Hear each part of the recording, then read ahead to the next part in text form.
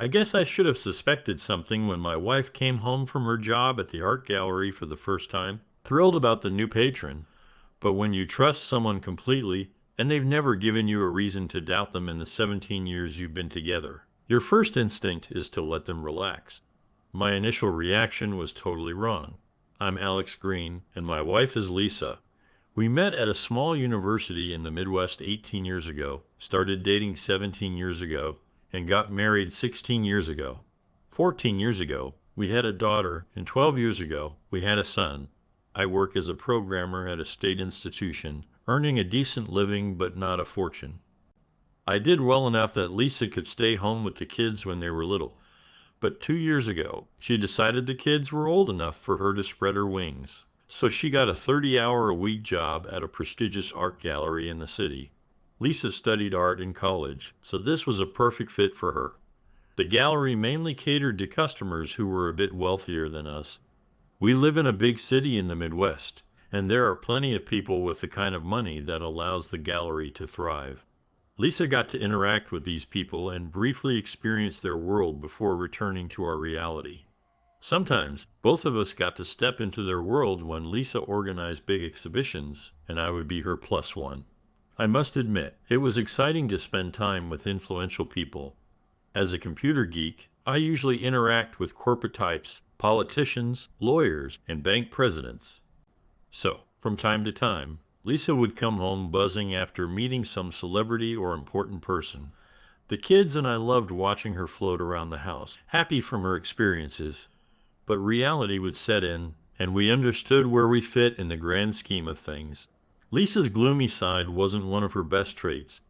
The kids often scattered to their rooms, leaving me to bear the brunt of her sharp comments about our life. I usually took it calmly.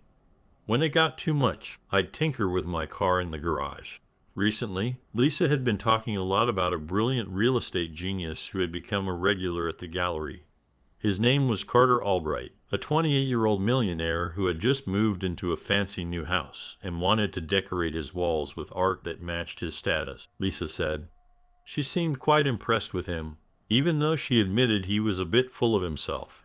She mentioned in various conversations that he was handsome, well-built, and often talked about physical activities like cycling and rock climbing. Lisa bragging about the new patron wasn't unusual, so I didn't think much of it and let her talk for the next couple of weeks. Eventually, it died down as I expected, and I didn't hear anything about Carter Albright until I met him at the gallery's Christmas gala a few weeks before the holiday. I must admit, he was an impressive figure, about 190 pounds, dressed in an Armani suit. He was blonde, blue-eyed, and very good-looking, even by my exhausted standards. I didn't expect that. We talked for about 30 seconds while Lisa introduced us, and in that short time, I noticed him checking out my wife from head to toe. Yes, Lisa looked stunning in her blue skirt and jacket with a hint of a neckline showing under her white blouse, but his gaze was more lecherous than admiring. Lisa seemed too caught up in the event to notice, but I did. Lisa went off to mingle, and I headed to the bar, made myself a Jack Daniels on the rocks, and found Kenny Taylor, the husband of one of Lisa's colleagues. We got along well and talked a lot about sports and cars. After about an hour, I noticed Lisa chatting in a small group, with Carter circling around them. I went to the bar, grabbed her favorite drink, and headed over to the group. I introduced myself and handed Lisa her wine. Then, discreetly, I reached for Lisa's right thigh and moved Carter's hand, which was resting there. He didn't say a word, just smirked at me and moved his hand away. I chatted with the group for a few more minutes before Lisa moved on to another conversation, and I went in a different direction, making sure Carter didn't follow her. I expected to see Lisa handling her business while I mingled with her colleagues, but after about an hour, I couldn't find her anywhere. I looked around again and also couldn't see Carter. My instincts were screaming at me, so I started searching for Lisa. I couldn't find her in the gallery, so I went outside and walked around the parking lot. There were small groups of people chatting in their coats, getting ready to leave, but no sign of Lisa. Then I spotted a couple sitting comfortably in a black Jaguar XJ. The car was running, and the couple was cozied up in the back seat. I didn't bother checking if it was Lisa and Carter. I just assumed it was. I walked up to the car and opened the door. The passengers jumped, revealing that if they weren't kissing, they were close to it. "It's time to go, dear," I said as calmly as I could. "We were just listening to the sound system," Lisa stammered, while Carter grinned at me. "I don't care. It's time to leave," I said, a bit more firmly. "But Bobby, you have to hear this sound system. It's crystal clear," Carter said. The stereo was playing some classical music, but I doubted either of them was listening to it. Another time, "Carter, it's really time for us to go," I insisted. I helped my wife out of the car, and we walked to my Ford F-150. "Wait, I can't leave yet. The party has 2 more hours, and I'm expected to stay," Lisa protested. "If your boss has a problem, he can call me," I replied. "What do you think you're doing?" "We were just listening to the audio system," Lisa said, her voice shaky. "Yeah, right," I replied, without any sympathy. Lisa kept up her innocent act, but things were frosty between us for the next couple of weeks. Eventually, we got back to our usual routine. So, I was shocked a few months later when Lisa told me she had accepted an invitation to Carter's lake house for the 4th of July weekend. It was going to be us, Lisa's boss, his wife, and 2 other couples who were friends of Carter's. We left on Friday afternoon and stayed until Sunday noon. Carter played the perfect host, with a full bar, swimming, boating, and everything you could want. I started to protest, but Lisa simply said we were going, turned around, and left me. The weekend actually started off well. We spent several hours on Carter's large sailboat. All the women looked great in their bikinis, and the guys didn't look too bad either. Carter probably had the best body among the men, and Lisa, despite being the second oldest woman, had the best figure. Her black bikini showed off her curves without revealing too much. In Carter's backyard, he had an impressive grill setup and a fully stocked fridge with beer, wine, and cocktail ingredients. He grilled marinated steaks while everyone sat around drinking. Carter was a gracious host, but paid a little too much attention to Lisa. The night went smoothly, and around midnight, we all headed to bed, with Carter going to his main bedroom alone. Saturday began with a visit to a nearby tourist town. The women bought a few things, and we had a luxurious lunch before starting a volleyball game. The drinks flowed afterward, and that evening, Carter grilled sausages and pulled pork. After another fantastic dinner, we sat around enjoying the breeze. Carter invited Lisa and me for a walk around the lake. Given all we had eaten and drunk, I thought it was a great idea. It took us about 30 minutes to circle the lake, and when we returned, the group had moved from the table to the chairs. I wasn't happy to see Lisa sitting in a deck chair, leaning back against Carter with his hands on her waist. When we approached, Lisa smiled and got up, but she didn't hurry. She knew it wouldn't sit well with me. She never looked me in the eye, just sat next to me. Throughout the evening, I noticed Lisa and Carter exchanging glances when they thought I wasn't looking. Around midnight, the party started winding down. While the other couples went to their rooms, Lisa quietly asked me to join her in the kitchen. For the first time that evening, she looked me in the eyes and said, "Carter asked me to spend the night with him. I accepted." I must have blacked out because I thought Lisa had said she was going to sleep with Carter. I stared at her, not comprehending. "It's just about sex, Alex," she began. "I've been faithful to you for 17 years. You're the only man I love, but I want to have sex with Carter. He excites me, and I want to see how another man feels. After tonight, I'll be yours forever. But I think I deserve this one night." I stood there, mouth open, unable to process what she was saying. "You will sleep with him over my dead body," I finally said. "This is not up for negotiation, Alex. Accept it. After tonight, I'm yours for life." "Don't be so sure about that, babe. Actions have consequences." "Damn it, Alex, do you have to be so black and white? It's one night. One night won't ruin everything. I could have done it behind your back, but I thought if you knew and let me go, it wouldn't be betrayal." She turned on her heels and left. I stood there, stunned, unable to move. When I finally left the kitchen, I saw Lisa take Carter's hand and head to the main bedroom. Tears welled up in my eyes, blurring my vision. I poured myself another drink and tried to figure out what to do next. For a moment, I thought about burning the house down, killing all of us. But sanity prevailed. I must have passed out because when I checked my watch, it was 3 a.m. and the house was silent. I staggered to the guest bedroom, still made up because it had been empty, and collapsed on the bed, sleeping fitfully for a few hours. When I woke at 7:30, I showered, brushed my teeth, and headed to the kitchen. The other couples were already up, having breakfast. Marna, Lisa's boss's wife, offered me a plate of bacon and eggs. The others muttered good mornings, but I noticed they were all aware of what had happened. My face burned with humiliation. "It's all right, Alex. We've seen this before," Marna said sympathetically. "Carter's done this 3 or 4 times. He's an alpha male, and when he sees something he wants, he goes after it.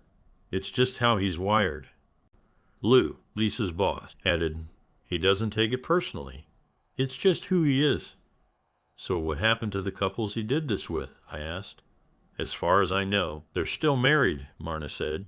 "It seems silly to end a long marriage over one night, especially when there are kids and everything involved." Joan, another wife, chimed in. "You mean he's a homewrecker who uses kids as leverage?" I asked incredulously. "It looks like it," Ralph, Joan's husband, said. "But he's a really good guy, except for this one thing. If you're his friend, you have a friend for life. So I can forgive him for this one flaw, especially since it doesn't seem to hurt couples in the long run. I know one couple who got a great deal on a vacation home thanks to him last year." At that moment, we heard moans from the main bedroom. It was Lisa and Carter. Everyone blushed with embarrassment, while I turned white with rage.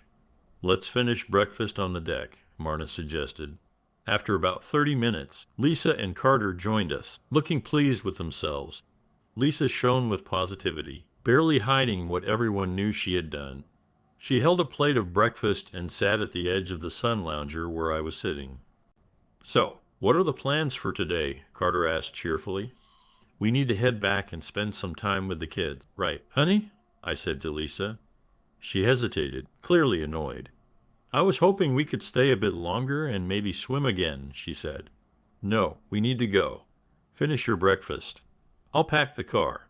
We leave in 10 minutes, I said, heading back inside. I packed the car in record time. Lisa had just finished eating when I returned. I grabbed her wrist, waved goodbye to the group, and practically dragged her to the car. We drove in silence for the first 45 minutes, with Lisa looking out the window. I finally broke the silence. "Was it worth it?" I asked.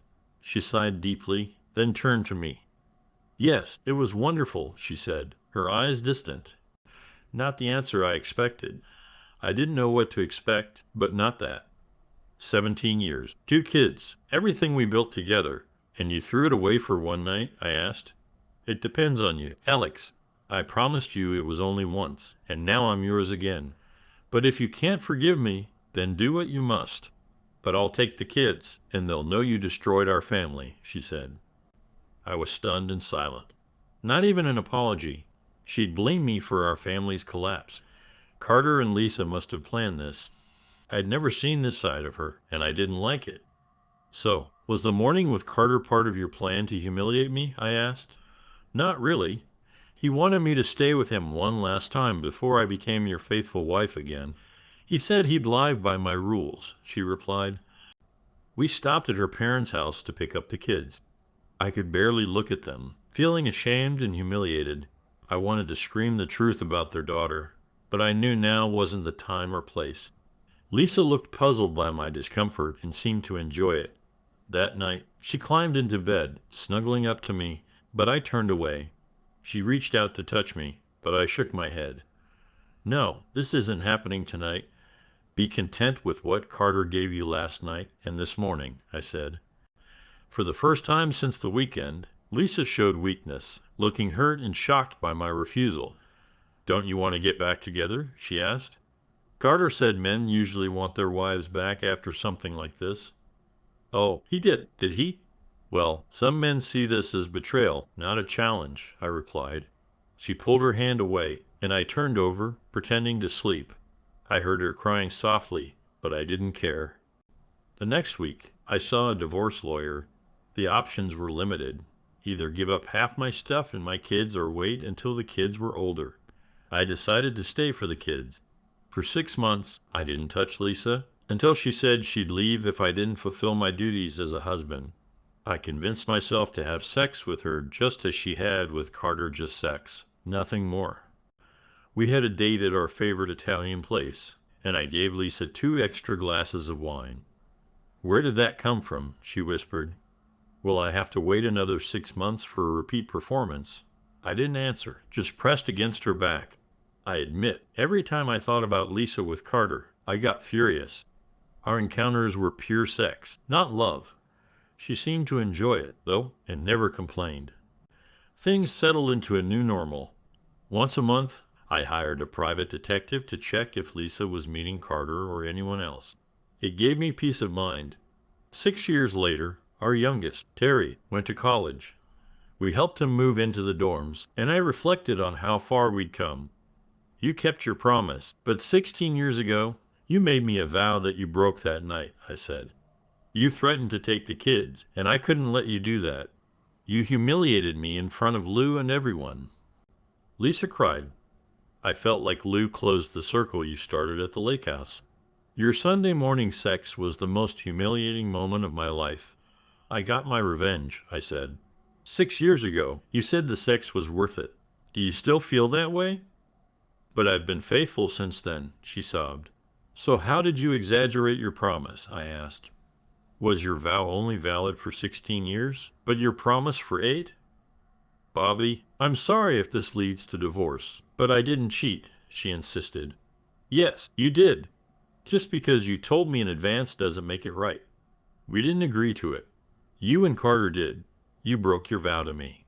You regret the divorce, but not the action. I didn't give you a hall pass.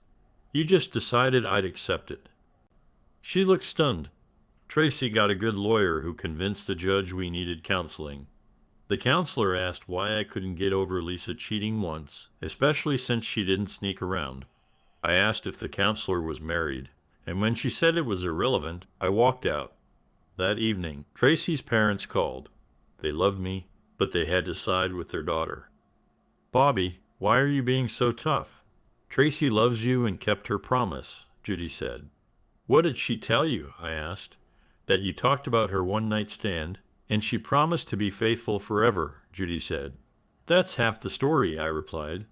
"She threatened to take the kids and did it anyway. She humiliated me, and the rest of us had to move to the backyard because she was too loud. I've never been so humiliated." "But you stayed with her for 6 years, Ron said. "For the kids. Love died that night and kept dying a little every day. I can never love her like I did." Judy cried. "Sorry, son. We didn't know," Ron said. "Thanks for staying for the kids." Tracy and her lawyer dragged out the divorce for a year. Maybe she thought I'd give up, but I didn't. Being involved with the kids kept me connected to other parents, and I used that to my advantage. When the divorce was final, I started going out, meeting new people. I had more sex with more partners than before I got married. After the divorce, I moved into a 3-bedroom apartment so the kids could stay with me. They were angry at Tracy, but eventually split their time between us. Tracy's parents reconnected with me, and we had dinner a few times. It gave me a sense of normalcy, and we rarely talked about Tracy. Eventually, I started dating Amy. We met at a restaurant, and my kids encouraged me to talk to her and her friends. They were right, and I ended up joining them for drinks. We hit it off immediately, and I ended up joining them for drinks. I quickly found out that Amy and her friends were a lively bunch. Amy was divorced, like me, and we shared our stories. For the first time, I laid out my entire story, even the painful parts. The table went silent when I finished, and I could see tears in everyone's eyes, including my own. "Wow, that's one way to bring down the mood, Carol," one of Amy's friends said, touching my arm sympathetically. "I'm so sorry you had to go through that." "I try not to dwell on the past," I replied. "Look on the bright side. I have 2 wonderful kids out of the deal, and my in-laws aren't too bad either." Amy and I continued to date, and after about a year, we became exclusive. My kids warmed up to her quickly, and even my ex-in-laws, Ron and Judy, eventually accepted her. One evening, Judy pulled me aside and said, "Bobby, I may not have the right to say this, but it's too bad. I'm saying it anyway. How long have you been dating Amy? Don't you think it's time to put a ring on her finger before someone else does?" I tried to match her serious expression, but inside, I was smiling. "You're right, Judy. I need to lock this girl down." I guess I was a little scared. "Do it quickly, you big fool," she replied with a grin. 6 weeks later, I took Amy to Maggiano's for her 47th birthday. I encouraged her to dress up for the occasion, and she looked stunning in a little black dress. Her body was toned, and she looked much younger than her age. During dessert, our waiter brought a tray with 2 slices of cheesecake and a bottle of champagne. "We didn't order champagne," Amy whispered. "I did," I whispered back. "This is for drinking right after I put this ring on your finger." I pulled out a custom diamond engagement ring that I had designed with the help of my jeweler. Amy's eyes filled with tears, and she started sobbing. In the middle of her tears, she managed to say, "Yes." We had a simple spring wedding. My son, Terry, was my best man, and Amy's friend, Rose, was her matron of honor. I didn't invite Tracy, even though I knew it hurt Ron and Judy. I just couldn't consider her a friend. We were cordial when we had to be around each other for the kids, but I could never forget the disrespect and betrayal. After the wedding, life settled into a comfortable routine. My kids eventually forgave Tracy, and I was okay with that. She was their mother, after all. I didn't ask about her, and they didn't volunteer information. Ron and Judy also came to accept Amy, and we spent time together as a blended family. Years passed, and both of my children got married. At their weddings, I was a proud father, determined not to let anything ruin their big days. A couple of years after the weddings, I became a grandfather. I was thrilled, but Amy was over the moon. She embraced her role as Granny Angel, and her bond with the grandchildren was heartwarming. Tracy eventually remarried, but went through 2 more divorces. Amy speculated that Tracy was looking for another version of me, but couldn't find him. One evening, Amy asked me to promise never to leave her. "I don't have to promise you that," I replied. "I made a vow to you, and I intend to keep it." Our life was filled with love, family, and laughter. Despite the rocky start and the painful memories, I found happiness again. I realized that life goes on, and sometimes it even gets better.